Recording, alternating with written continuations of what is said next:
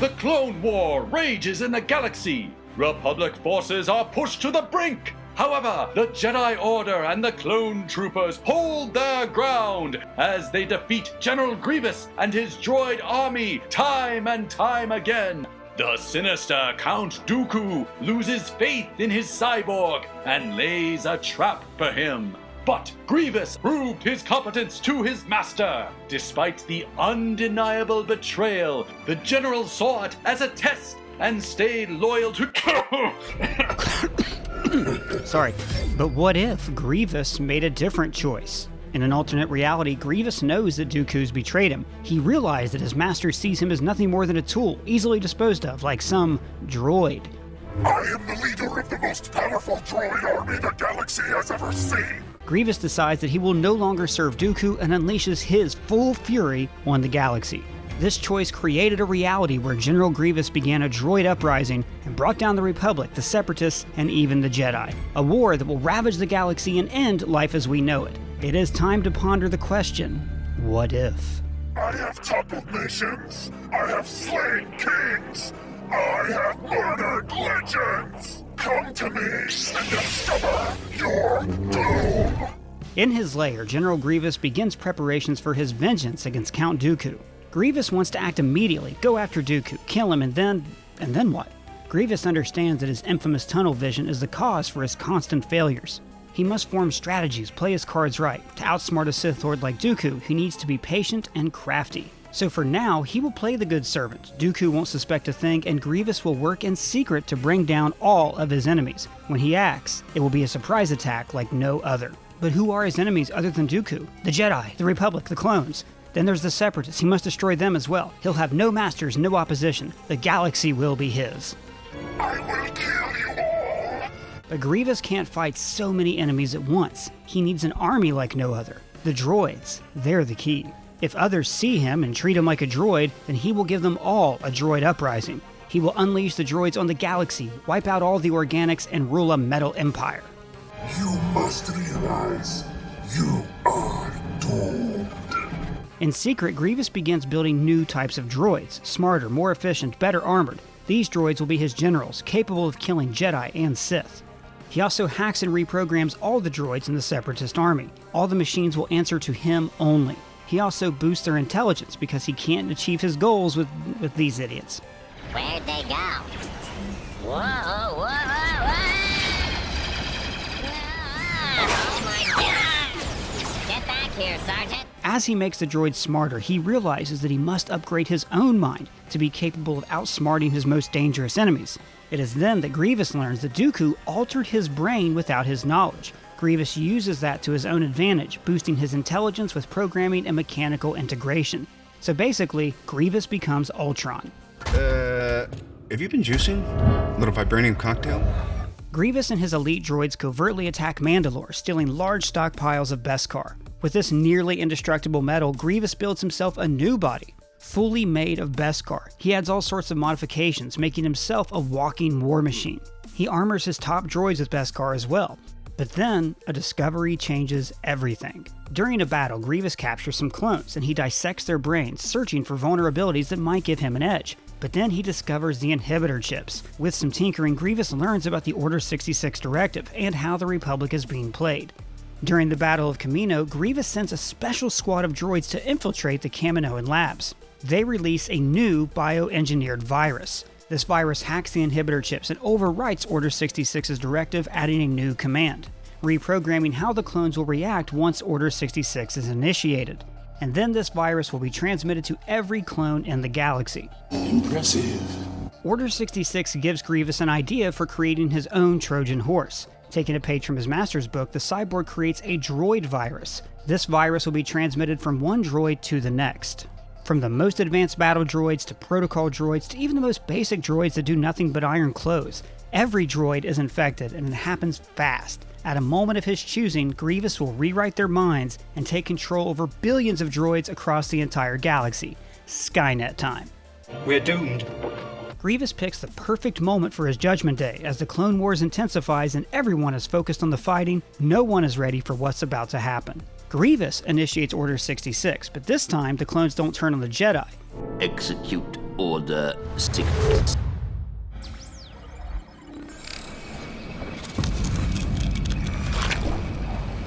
In one moment, every clone in every city on every planet in every system simply falls down and dies. What? Grievous has eliminated millions of clones with one simple order. Everyone is shocked by the sudden death of millions of clones, so they never see Grievous's next move. Initiates Order Grievous. Oh my god! Okay, it's happening!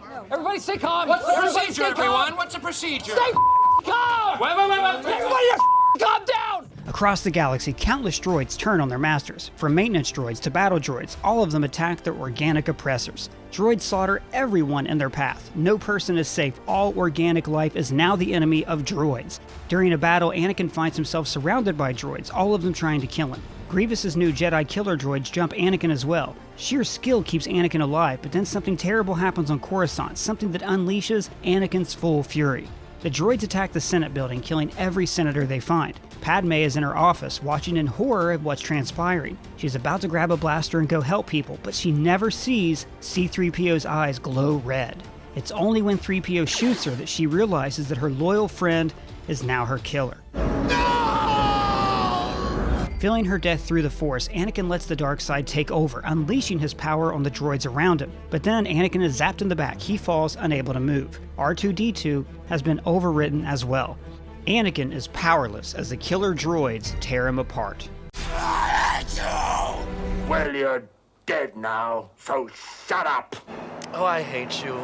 Yoda saves countless civilians and Jedi Padawans on Coruscant as he holds off the droid forces, buying precious time for the survivors to escape. Yoda is extremely powerful, but the endless waves of droids are too much even for him. He falls in battle, but his sacrifice saves thousands of people. Grievous personally goes after Count Dooku. He attacks his old master when he least expects it. Grievous's new upgraded body and skills are too much to handle, even for Dooku. In the end, Grievous ends Dooku's life by cutting off his head. Grievous then completely wipes out the Separatists, which wasn't that hard to do since they are all dependent on droids. The Republic and the Separatist alliance fell that day. Cities burned. Countless Jedi were killed. Billions of people died. Grievous has taken over. Boy, that escalated quickly. I mean, that really got out of hand fast. So years go by, and the droids are exterminating life in the galaxy in every system on every planet. Grievous envisions a galaxy where only metal lives. Without their clone army, the Republic finds itself completely defenseless. The Jedi become their last line of defense, as they alone are capable of battling the droids. But not many Jedi have survived the Purge, and Jedi killer squads have become very efficient in dwindling the Order's numbers. Your lightsabers will make a fine addition to my collection. The fight against the droids isn't a war, it's an extermination of life. When the droids fall in battle, Grievous simply builds new ones, upgrading them to be more efficient in killing Jedi. They just keep going, overwhelming the Jedi and those they protect. So yeah, the droids are pretty much Terminators at this point. Civilizations that didn't depend on droids fare better than most, and they're able to fight back against Grievous's forces. So the survivors form the Alliance. An army with no loyalty, no spirit, just programming. What have you to show for all your power? What have you to gain? The future. A future where there are no Jedi. At first, the droid annihilation goes according to plan, but Grievous's tunnel vision once again becomes his biggest detriment. In his past life, Grievous was a Kaleesh. He rose to power, became a feared warlord, but he left it all behind. He chose to become a cyborg. He's more machine now than man, twisted and evil. He became the deadliest Jedi killer in the galaxy. Yet, he wasn't respected. The Organics betrayed him, abused him, and turned him into a slave. Grievous realizes that now he has much more in common with droids than the Organics. Machines are his people now. He believes that droids are sentient beings just like him. They deserve freedom. He won't be another master who uses them as slaves. Grievous stops controlling the droids, giving them true freedom, but it backfires. No shit, Sherlock. Without being controlled or mind-wiped, the droids begin developing their own personalities and individuality, and this creates multiple factions within the new droid society. And eventually, it leads to an actual droid uprising. Congratulations, you're liberated. Scoot. I don't know, free your brothers and sisters or something. Just give me some space. One faction believes in Grievous. They consider him to be their liberator, so they stay loyal. But others don't want to be involved in the war at all, since they are not combat droids and they just want to be left alone. And then there's the faction that decides to turn on Grievous and help the Alliance. To everyone's surprise, R2-D2 leads this faction, so all of these factions branch off and end up clashing with one another. Unfortunately for Grievous, he doesn't notice any of this until it's too late. Grievous had become obsessed with wiping out the Jedi, and his main target is his arch-nemesis, Obi-Wan Kenobi. The monster Grievous has created soon consumes him as droids start their own civil war, and it gives the surviving organics an opening to fight back. While all this chaos happens, a phantom rises from the shadows. Somehow Palpatine returned. During the Coruscant massacre, the droids went after Palpatine, but the droids weren't ready for the dark force that greeted them. Even Grievous had no idea that Supreme Chancellor was actually a Sith Lord. So Palpatine survived the droid attack easily.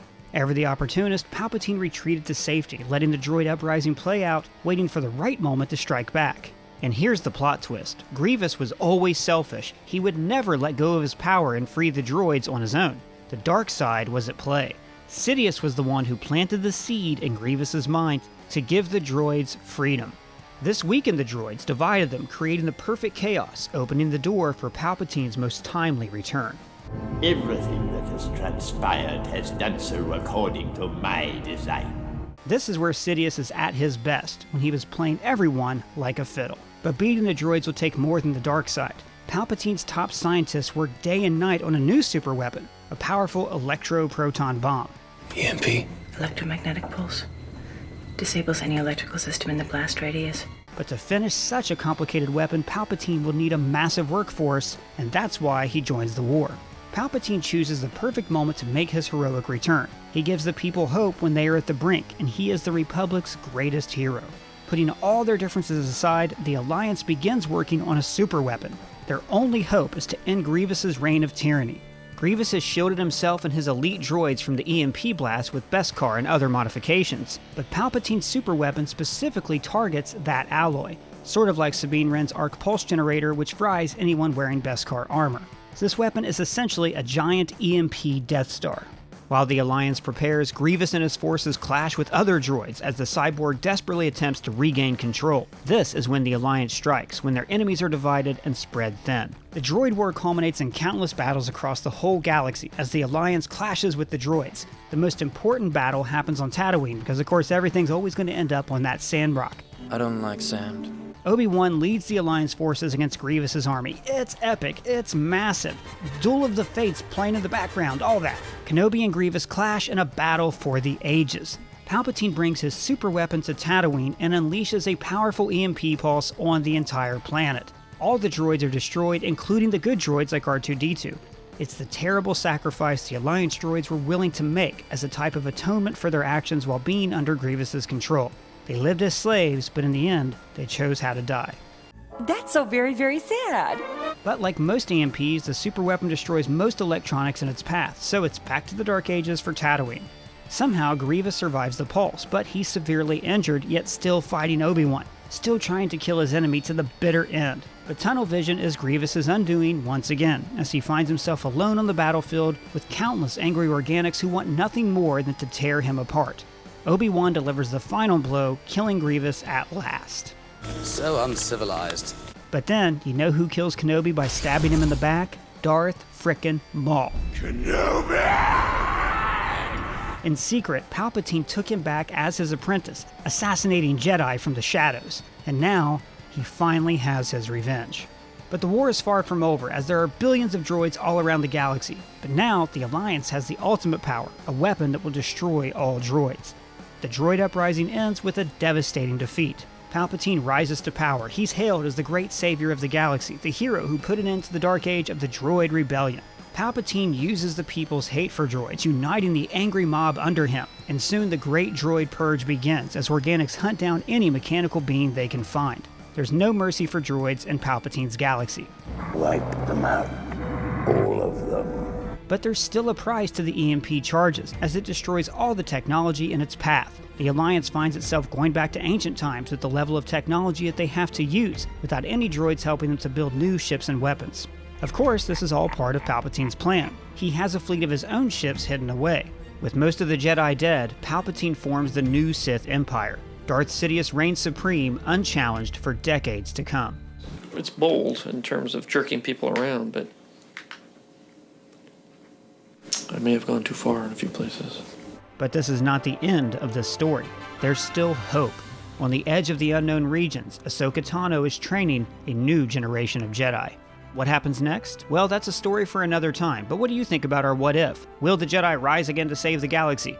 Will the droids ever be rebuilt as a workforce and the cycle of organics versus machines will start again? And how long do you think it'll take for Maul to betray the Emperor? Let me know in the comments or at me on Twitter, and if it's your first time here, please subscribe. For ScreenCrush, I'm Ryan Airy.